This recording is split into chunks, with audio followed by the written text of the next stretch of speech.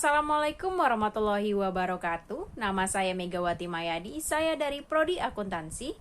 Di sini saya akan menjelaskan tentang materi Emotional Intelligence yang berjudul Implementasi Emotional Intelligence dalam menghadapi pandemi COVID-19. Sebelum tentang penerapan Emotional Intelligence dalam masa pandemi COVID-19, baiknya kita harus tahu apa itu COVID-19. Virus corona atau Severe Acute Respiratory Syndrome Coronavirus 2 SARS-CoV-2 adalah virus yang menyerang sistem pernapasan. Penyakit karena infeksi virus ini disebut COVID-19. Virus corona bisa menyebabkan gangguan ringan pada sistem pernapasan, infeksi paru-paru yang berat hingga kematian. Severe Acute Respiratory Syndrome Coronavirus 2 yang lebih dikenal dengan nama virus corona adalah jenis baru dari coronavirus yang menular ke manusia. Virus ini bisa menyerang siapa saja seperti lansia, orang dewasa, anak-anak, dan bayi, termasuk ibu hamil dan ibu menyusui. Infeksi virus corona disebut COVID-19 dan pertama kali ditemukan di kota Wuhan, Cina pada akhir Desember tahun 2019. Virus ini menular dengan sangat cepat dan telah menyebar ke hampir semua negara, termasuk Indonesia, hanya dalam waktu beberapa bulan. Hal tersebut membuat beberapa negara menerapkan kebijakan untuk memberlakukan lockdown dalam rangka mencegah penyebaran virus corona. Di Indonesia sendiri, diberlakukan kebijakan pembatasan sosial berskala besar atau yang disebut dengan PSBB untuk menekan penyebaran virus ini. Coronavirus adalah kumpulan virus yang bisa menginfeksi sistem pernapasan. Pada banyak kasus, virus ini hanya menyebabkan infeksi pernapasan ringan, seperti flu. Namun, virus ini juga bisa menyebabkan infeksi pernapasan berat, seperti infeksi paru-paru. Virus ini menular melalui percikan dahak dari saluran pernapasan, misalnya ketika berada di ruang tertutup yang ramai dengan sirkulasi udara yang kurang baik atau kontak langsung dengan droplet. Secara umum, ada 3 gejala umum yang bisa menandakan seseorang terinfeksi virus corona. Yang pertama, demam, yang kedua, batuk kering, yang ketiga, sesak napas. Seseorang dapat tertular COVID-19 melalui berbagai cara, yaitu tidak sengaja menghirup percikan ludah yang keluar saat penderita COVID-19 batuk atau bersin. Yang kedua, memegang mulut atau hidung tanpa mencuci tangan terlebih dahulu setelah menyentuh benda yang terkena cipratan ludah si penderita COVID-19.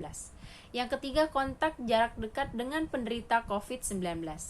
Adapun pencegahan virus corona, yang pertama adalah terapkan physical distancing, yaitu menjaga jarak minimal 1 meter dari orang lain dan jangan dulu keluar rumah kecuali ada keperluan mendesak.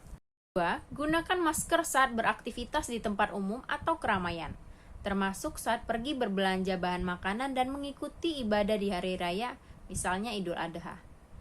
3.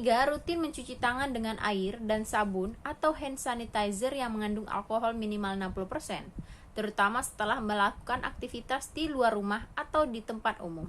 4. Jangan menyentuh mata, mulut, dan hidung sebelum mencuci tangan. Yang kelima, tingkatkan daya tahan tubuh dengan pola hidup sehat. Yang keenam, hindari kontak dengan penderita COVID-19, orang yang dicurigai positif terinfeksi virus corona, atau orang yang sedang sakit demam, batuk, dan pilek. Yang terakhir adalah jaga kebersihan benda yang sering disentuh dan kebersihan lingkungan termasuk kebersihan rumah. Pandemi COVID-19 yang telah memasuki lebih kurang 1 tahun di Indonesia berdampak pada psikologi seseorang. Pasalnya, selain pembatasan sosial yang diterapkan pemerintah, juga work from home atau yang disebut dengan WFH bagi pekerja dan pembelajaran jarak jauh bagi siswa, mengharuskan aktivitas dimaksimalkan di rumah. Itu menimbulkan tekanan yang berbeda dari tiap orang. Tenang, takut, cemas, atau juga yang cuek-cuek saja. Masalah kesehatan psikologis berbeda tiap orang. Rasa takut dan cemas disebabkan oleh stres karena seseorang hanya beraktivitas dan bergaul dalam lingkup yang sangat kecil. Di sisi lain, ada kecemasan terhadap wabah yang berlangsung yang berkaitan dengan kesehatan diri dan orang yang disayangi. Dengan kata lain, untuk mengatasinya, orang perlu merubah cara berpikirnya dengan beberapa anjuran-anjuran. Karena bagaimanapun, pandemi menurut perubahan gaya hidup, pola pikir, dan bahkan ekonomi. Potensi kecemasan akibat sendirian menjadi masalah yang universal. Itu juga berakibat karena pendidikan tidak mengenalkan dengan baik soal pengelolaan emosi. Pengelolaan emosi yang salah dapat berakibat fatal. Misalnya, seseorang yang sudah memiliki penyakit kronis keadaannya bisa saja memburuk karena emosi, atau muncul penyakit baru yang bahkan belum pernah diderita. Di sisi lain, pengelolaan yang tidak tepat dapat membuat orang mengalihkan stresnya pada penyalahgunaan zat yang buruk, seperti merokok, alkohol, dan bahkan zat terlarang. Banyak cara dalam mengekspresikan emosi. Hal itu bisa dilakukan dengan seperti membicarakan atau bercerita kepada orang lain, atau bisa melalui tulisan di blog, jurnal, catatan harian, dan sebagainya.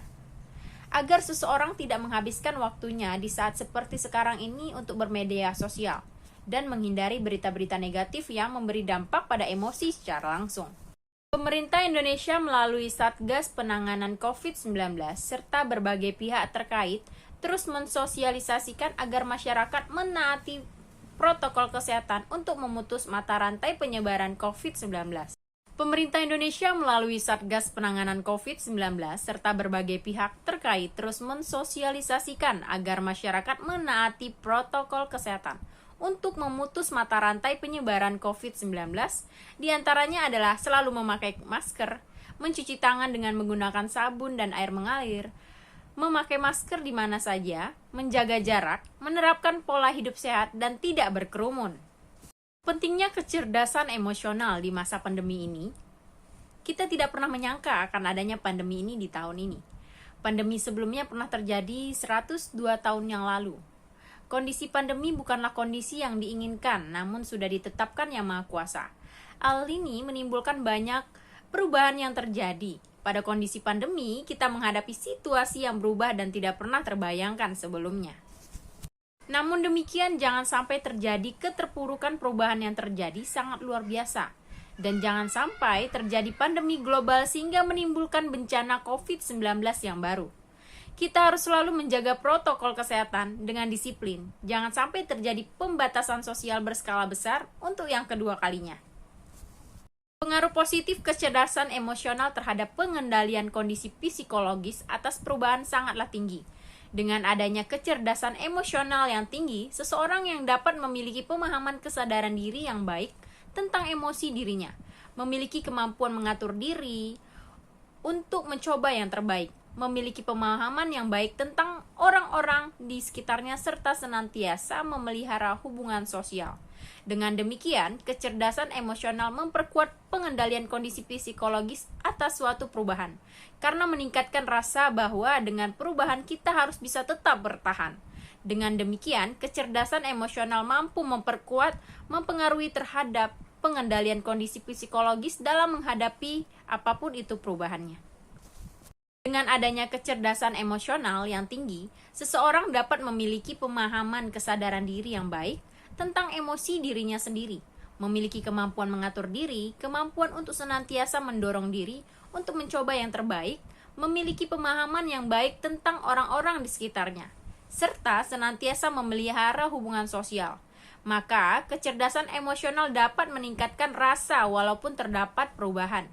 Kita dapat tetap bertahan, sehingga organisasi pun senantiasa berjalan dan mampu menyesuaikan diri terhadap berbagai perubahan. Pandemi penyakit virus corona 2019 atau yang disebut dengan COVID-19 bukan hanya mengancam kesehatan fisik, tetapi juga telah mengancam kesehatan mental banyak orang.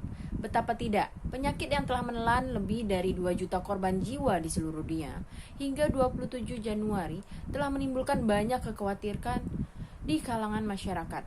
Setiap menit, masyarakat selalu dihujani oleh berita dan informasi seputar COVID-19, baik melalui TV, media, serta internet. 3. Batasi diri dari paparan berita dan media sosial. Kita juga perlu membatasi diri dari paparan berita dan media sosial yang dipenuhi oleh informasi seputar COVID-19. Karena membaca atau melihat banyak berita menyedihkan dan menakutkan seputar COVID-19 akan membuat kita semakin depresi, putus asa. Demikianlah implementasi emotional intelligence selama pandemi COVID-19. Terima kasih. Wassalamualaikum warahmatullahi wabarakatuh.